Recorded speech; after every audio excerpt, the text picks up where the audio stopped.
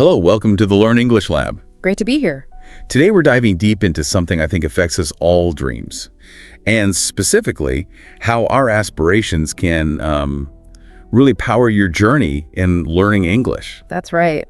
We're looking at a really inspiring story today, aren't we? Sarah Thompson. Exactly. Sarah Thompson. She's 32, lives in Manchester, and was working as an accountant. Seemed like a stable path. Very stable. But she took this incredibly brave step towards a lifelong dream, becoming a writer. And her story, well, think of it as a kind of shortcut maybe, a guide to understanding how motivation, sticking with it, perseverance. And that growth mindset we talk about. Yes. How all that can help you reach your goals, not just with English, but, well, anything really. So get ready for some hopefully interesting insights, maybe a few aha moments along the way. Let's start with where Sarah was initially. Because from the outside, like you said, things look pretty settled. Yeah, absolutely. A good job as an accountant, clear career path laid out. It's the kind of stability many people actively seek. But underneath that? Well, that's the thing. Beneath that surface, there was this deep sense of dissatisfaction, a real lack of fulfillment, despite the apparent success. She'd chosen accounting after her finance degree, right? Practical, secure. Very practical. But that childhood dream, that passion she had for writing, it just kind of got pushed aside for practicality's sake. And this feeling built up, this sense of monotony. Definitely. The daily routine, the predictability, it started to feel like being trapped, like her potential was just sort of being stifled. I think a lot of us can relate to that feeling, can't we? You get into a groove, a routine. And even if it's not quite right, stepping outside, it feels risky, daunting. For Sarah, seeing others on social media, chasing their passions, that seemed to make it worse. It made her question her own path. Which brings us to a really key idea, the cost of comfort. What does staying in that safe zone actually cost us? Good question. It feels safe, sure. But as Sarah felt, it can mean sacrificing passion, holding back your own growth, and ultimately, maybe not being as happy as you could be. So it makes you think, doesn't it? What are you, personally, maybe giving up by staying in your own comfort zone? Food for thought. Okay, so something must have happened, a turning point. There was, and it wasn't some huge dramatic event, surprisingly. It was a rainy Saturday visit to a local book fair. Book fair, okay. And there, she met someone named Emma Carter. And Emma was? Emma was significant because she was real. She was a self-published author who had actually left teaching to write, not some famous, distant figure, someone relatable. So like living proof it could be done. Exactly. Tangible proof. And Emma said something that just cut through all of Sarah's doubts. What was it? She said, "I'd rather fail at what I love than succeed at what I hate." Wow. Okay, that hits hard. It really resonated with Sarah deeply. It was like suddenly that dream didn't feel so impossible anymore. It felt attainable. So that was the spark. What happened then? Well, that encounter was the catalyst. She went home, dug out her old notebooks, the ones filled with childhood stories. Oh, wow. And just rereading them, that simple act, it brought back all that joy she used to feel creating things. It rekindled the passion. That's a great point, actually, for English learners, too. Sometimes going back to why you started or looking at early progress can really boost your motivation when things get tough. Absolutely. But of course, it wasn't like she just quit her job the next day. The internal debate raged on. Security versus the big what if question. Right. The risk was huge. Quitting a stable job, anxieties about money, about failing, they all came flooding in. Which mirrors, I think, what some English learners feel, right? Investing time, effort. The outcome isn't always certain. It's a totally understandable struggle. Leaving security is scary. But Sarah's story highlights listening to that inner voice, that desire, even when the fear is loud. It's about asking if the potential regret of not trying is bigger than the fear of trying. Precisely. And that's a crucial mindset for learning English, too. The rewards, better communication, more opportunities often outweigh the fear of making mistakes along the way. So the spark was lit. But she didn't just leave. She planned. Yes, and this is really impressive. She approached it methodically. 4 months of preparation. That shows real commitment, not just wishful thinking. 4 months. What did that involve? Concrete steps. She started cutting back expenses, really tightening her belt, building up an emergency fund, that financial safety net. Smart, practical. And she researched freelance writing. Like, how do you actually do it? Pitching ideas, building a portfolio, finding clients. She needed to understand the nuts and bolts. Makes sense? Yeah. Parallels for English learners too. researching learning methods, finding resources, setting clear goals. Definitely. And she invested in her skills. She enrolled in an online creative writing course. Passion is great, but she knew she needed to hone her craft. Like an English learner taking a course to improve grammar or speaking. Exactly. Plus, she started a blog, Stories from the Edge. Ah, okay. As a testing ground. Yeah, partly. To practice, get feedback.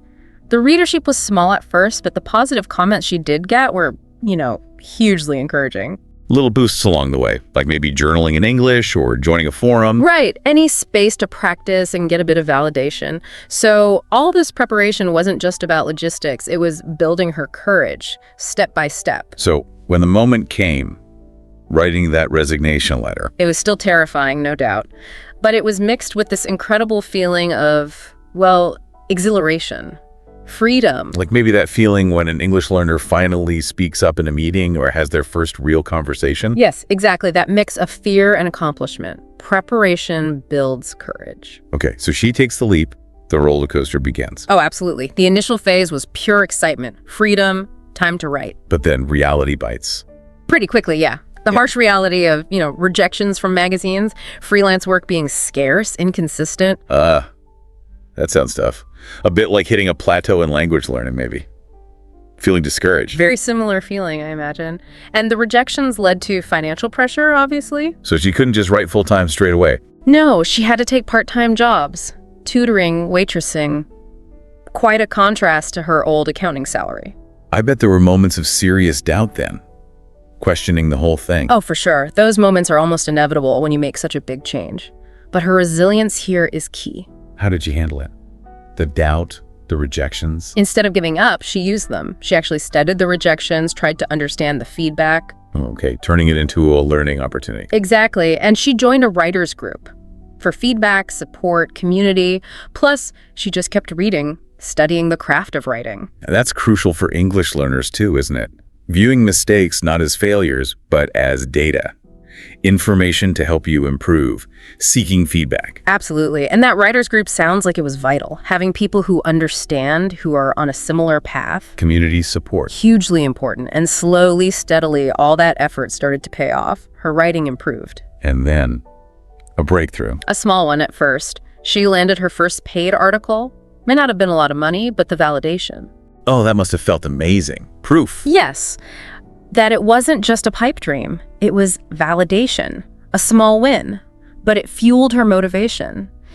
Just like finally understanding a tricky grammar rule or having a successful chat in English can boost a learner. Little wins build momentum. They really do. And that momentum started building for Sarah. How so?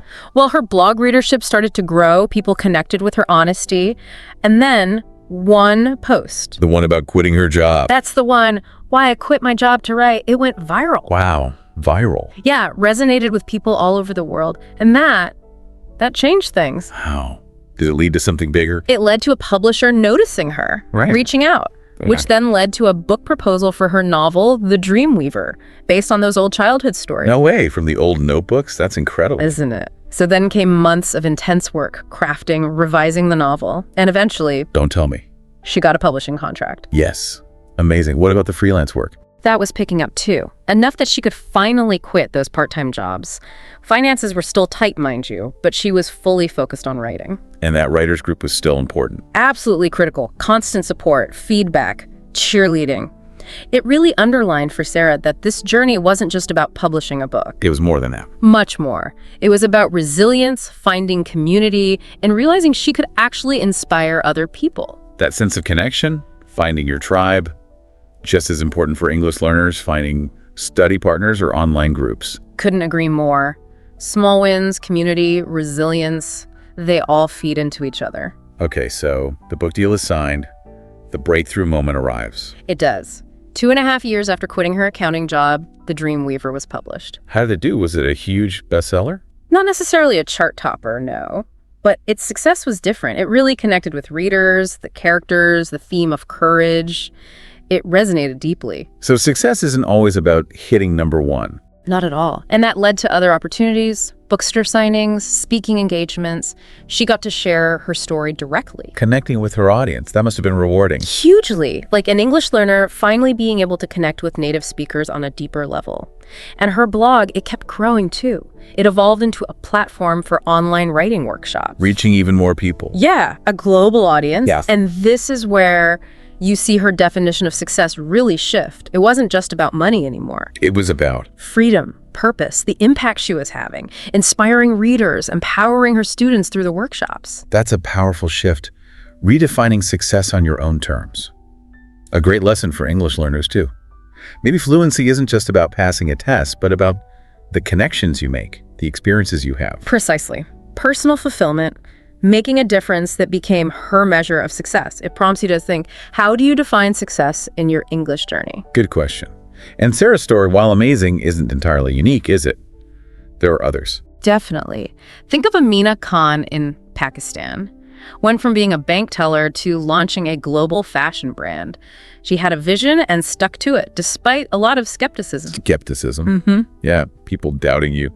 Amina teaches us to really believe in our vision, doesn't she? She does. Then you've got Carlos Rivera in Mexico, IT guy turned singer. How did he start? Started by busking, playing music on the streets for tips. He built a following from scratch organically, and that eventually led to a record deal. Wow, busking. That shows the power of starting small, right? Just putting yourself out there. Absolutely. Start where you are, build momentum. A great lesson. And one more. Li Mei in China, lawyer turned baker. Her first shop actually failed. Oh, okay. So not instant success. No, but she learned from it. She didn't give up. Opened a second shop, incorporated those lessons, and now it's thriving. Thriving. So failure wasn't the end, it was growth. Exactly. Failure is a teacher. These stories, they all show different paths, different challenges, but that core idea. You're not alone. People are out there chasing dreams, facing setbacks, finding success. Right. And for English learners, finding that community, connecting with others on the same path, maybe an online group, a language partner, it makes such a difference. You realize you're not the only one struggling with phrasal verbs or pronunciation. So true. Okay, let's distill this down. What are the practical takeaways from Sarah's journey for someone learning English right now? Okay, first, believe in yourself. Sarah had to fight internal doubt. You can too. Maybe try some positive self-talk, affirmations in English. Focus on what you can do. Good one. Second. Learn from setbacks. Sarah analyzed rejections. You can analyze your English mistakes. Don't just ignore them. Track them, understand them, correct them. See them as learning chances. Makes sense. Third takeaway. Take small steps. Sarah planned for months, started with a blog. Break down your big English goals fluency, maybe into small daily or weekly actions. Learn a few words. Practice speaking for 5 minutes. It adds up. Keep it manageable. Fourth. Build a community. That writers group was vital for Sarah. Find your English learning community. Study groups, online forums, language partners. Support and practice are key. Definitely. And the last one. Celebrate progress. Sarah's first paid article was a huge boost. Acknowledge your own small wins in English, understood a song lyric, had a short conversation. Celebrate it. It fuels motivation. Believe, learn from mistakes, small steps, community, celebrate. Got it. But what about that big barrier fear? Sarah must have felt a lot of fear. Oh, immense fear. Fear of failure, fear of judgment, fear of the unknown. It's a huge obstacle, and one English learners know, well, right, fear of speaking, making mistakes. Absolutely. How did she cope? She used a few strategies. Journaling was one, writing down the fears, then actively countering them, like fear, I'll fail, then writing reason, failure teaches me. Okay, confronting it directly. Yeah, visualization too. She pictured her book in stores, imagined success. And again, leaning on that writer's group, sharing anxieties, hearing others felt the same way, normalizing it. So journaling in English about fears, visualizing success, finding supportive people, strategies learners can use too. Definitely. And the key thing was reframing fear. Not letting it be a barrier, but seeing it almost as a guide, something that sharpened her focus. So fear didn't stop her. No, it was present, but it didn't paralyze her. And for English learners, that fear of mistakes, it's normal. Try to reframe it. See mistakes as proof you're trying, as learning opportunities. Practice in low-pressure situations first, maybe. Good advice.